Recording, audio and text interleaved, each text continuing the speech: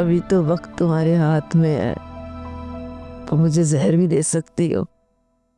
कैसी बात कर रही है नाइला बेगम?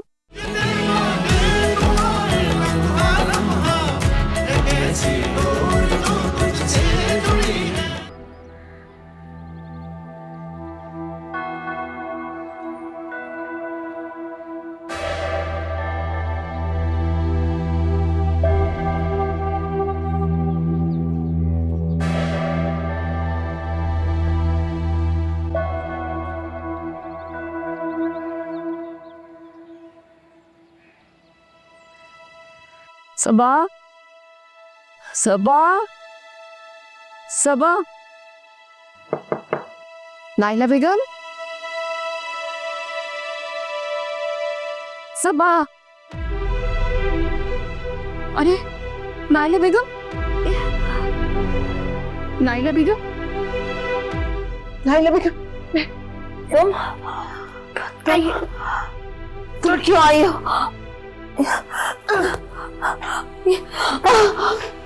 थोड़ी सी हिम्मत कीजिए, थोड़ी हिम्मत।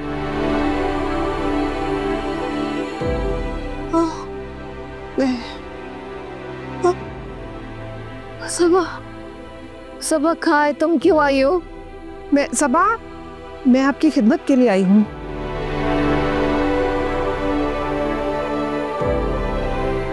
ठीक है ना? ठीक है। तुम क्यों आई हो? नाइला बेगम, आप प्लीज गुस्सा ना करें। मैं यहाँ पर आपकी खिदमत करने के लिए आई हूँ। तुम झूठ बोल रहे थे। मैं झूठ नहीं बोल रही, और आप इस वक्त परेशान ना हो, आप परेशान ना हो। मेरी हजूरी का तमाशा देखने आई हूँ।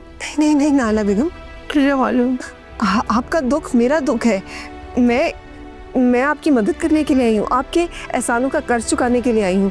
ऐसा ना सोचे। वॉशरूम है। मैं सबा को बुलाती हूँ, फिर मैं आपको वॉशरूम लेके जाती हूँ। मैं देख लूँ बाहर। एक मिनट से मैं दरवाज़ा बंद कर लूँ।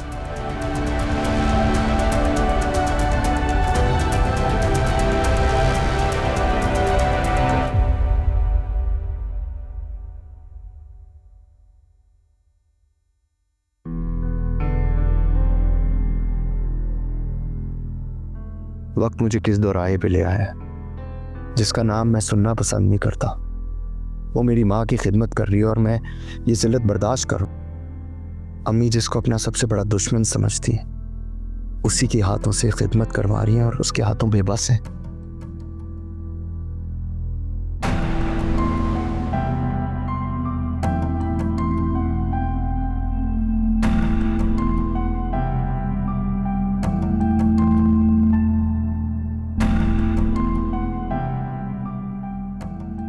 नहीं सबात आंटी, नहीं, मुझे आपका एहसान नहीं लेना। मीरब को अपनी बेबसी पे हंसने का मौका नहीं दूंगा। मैं सबात आंटी से कहूंगा कि वो फौरन यहाँ से चली जाए।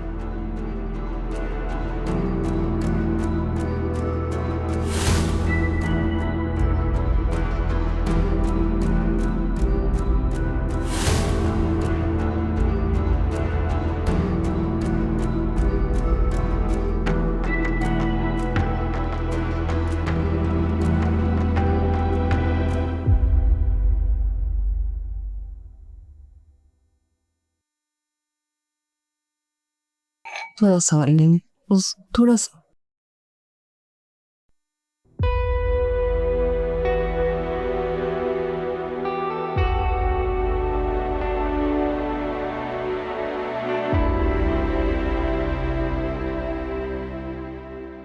तुमने मेरे कपड़े तब्दील कराए, मेरे बाल बनाए, तुम्हें कराहियत नहीं आई मेरे गंदे वजूद से? किस बात की कराहत? मैं जानती हूँ नाइला बेगम कि आप किस कदर नफीस और कितनी पाकीज़गी पसंद खातून है। तुम्हें तो वक्त ने मौका दे दिया ना कि बेबसी का मजाक उड़ाने की। इसलिए तो अंदर आती फिर रही हो पूरे घर में और ये बताने आई हो कि ये घर अब तुम्हारा है। नहीं, ये घर हमेशा से आपका था और आप ही का रहेगा। मेरे बुरे वक्तों में आपने, आशिक साहब ने और अली ने जो एहसान किए हैं, मैं तो उन एहसानों का कर्ज उतारने के लिए आई हूँ। तुम्हारी बेटी ने तुम्हें इजाजत दे दी आने की। आपके पास आने के लिए मुझे किसी की इजाज़त की ज़रूरत नहीं है। अभी तो वक्त तुम्हारे हाथ में है, तो मुझे जहर भी दे सकती हो। कैसी बात कर रही है नाइला बेगम? मैं आपको जहर क्यों दूंगी? खुदा न खास्ता। खुदा के लिए मेरी नीयत पे शक ना करें। आशिक साहब, मैडम नूरजहाँ का एक गाना बहुत शौक से सुना करते थे।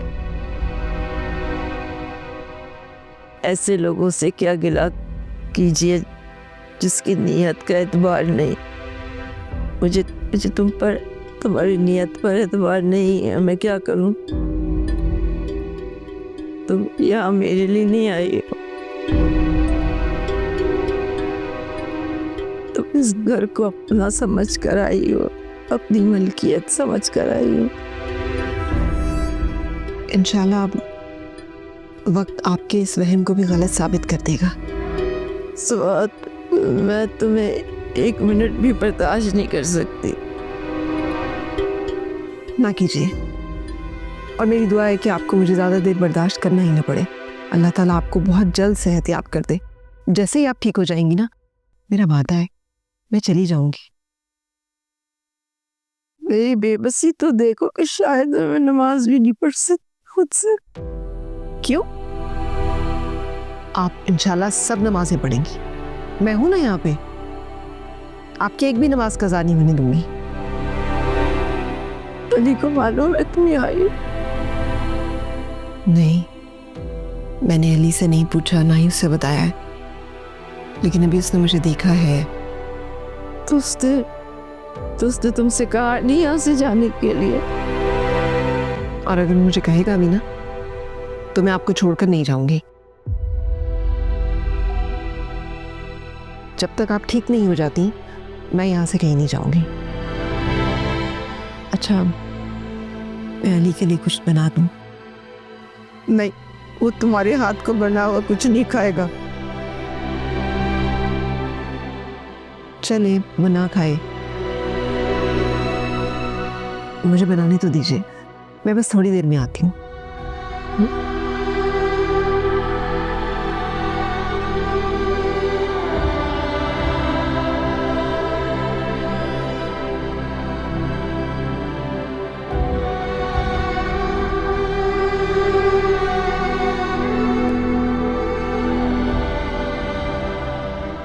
जी जी जी, बिल्कुल देखते हैं। ऐसा ही है। जी जी। अली बेटा, अभी आप यही खा लीजिए, मैं बस खाना बनाने लगी हूँ। जरा नाले बेगम को देख लूँ। जी आंटी रुकिए प्लीज़, मुझे आपसे कुछ बात करनी है। मैं आपसे बाद में बात करता हूँ। ओके।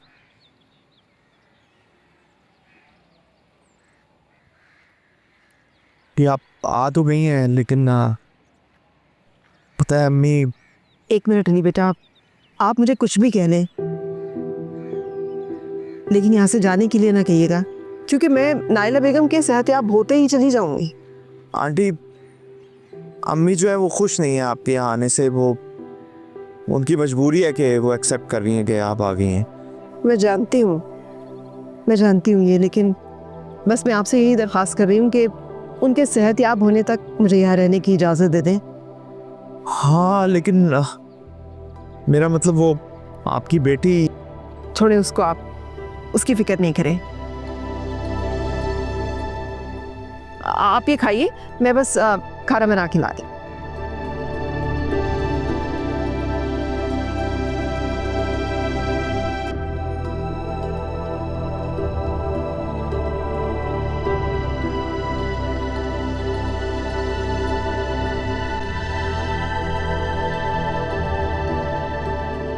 जी वकील साहब, मैं उस वक्त आपको ये कह रहा था कि आप प्लीज़ घर चक्कर लगा ले, अम्मी से मिलने आके प्लीज़।